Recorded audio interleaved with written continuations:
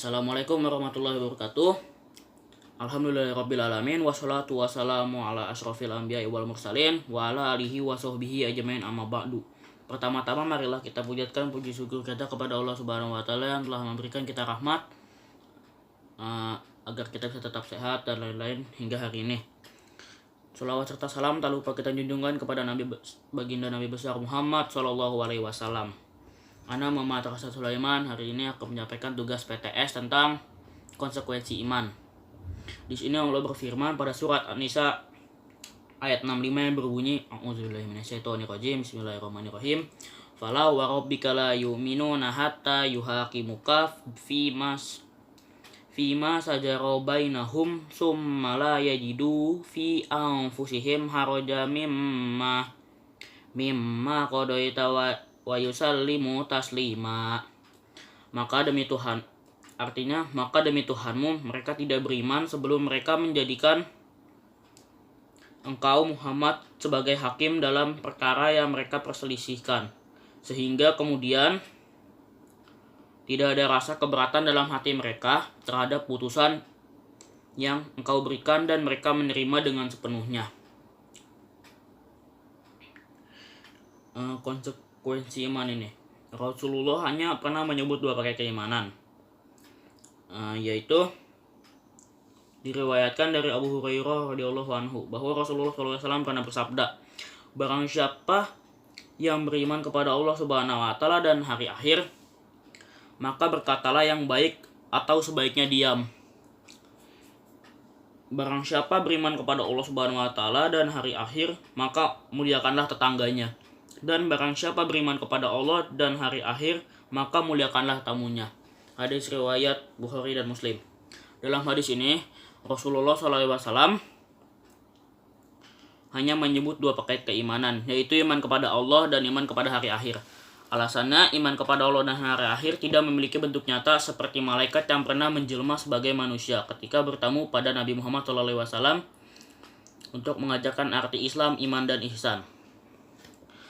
Islam seperti para nabi atau rasul yang kehadirannya bisa dirasakan langsung oleh manusia, oleh umatnya atau manusia, tidak seperti kitab-kitab Allah yang isinya bisa dibaca dan ajarannya bisa dipraktikkan langsung oleh umat manusia. Pun tidak seperti qada dan qadar yang dampak ketentuannya bisa dirasakan langsung oleh manusia, sehingga ketika seseorang sudah beriman kepada keduanya, yakni iman kepada Allah dan hari akhir, maka akan sangat mudah untuk percaya atau beriman kepada paket keimanan yang lain. Ketika seseorang mengaku beriman kepada Allah dan hari akhir, ia harus membuktikan keimanan tersebut dalam kehidupan nyata. Pertama, berkata hal-hal yang baik.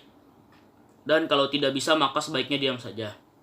Orang yang beriman kepada Allah Subhanahu wa taala semestinya selalu sadar bahwa setiap perkataan yang keluar dari lisannya tidak pernah luput dari pantauan Allah Subhanahu wa taala, baik isi maupun motif mengapa perkataan itu muncul.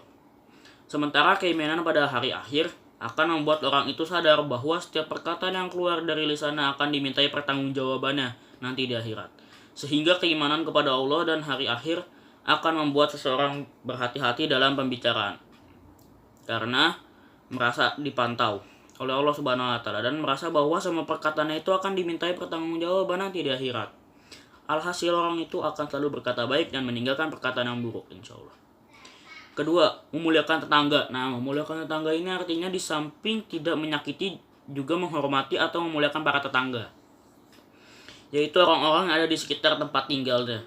Hal itu juga termaksud bukti keimanan seseorang kepada Allah dan hari akhir.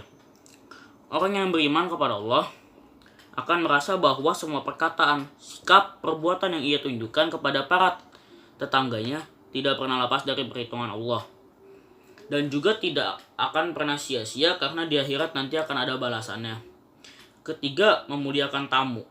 Tamu adalah setiap orang yang datang berkunjung ke rumah kita, baik karena hubungan famili, pertemanan, bertetangga, maupun orang asing yang hendak bersilaturahmi ke rumah kita. Ketika ada seseorang bersilaturahmi ke rumah kita, setidaknya mereka telah mengurangi kesempatan kita untuk bersua dengan keluarga, mengurangi waktu istirahat kita, bahkan bisa mengusik ketenangan kita.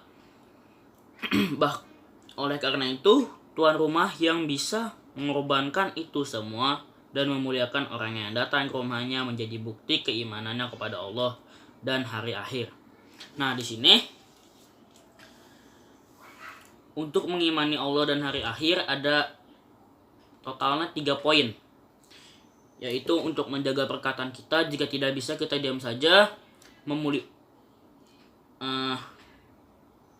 kita memuliakan tetangga-tetangga kita, dan memuliakan tamu-tamu yang datang ke rumah kita.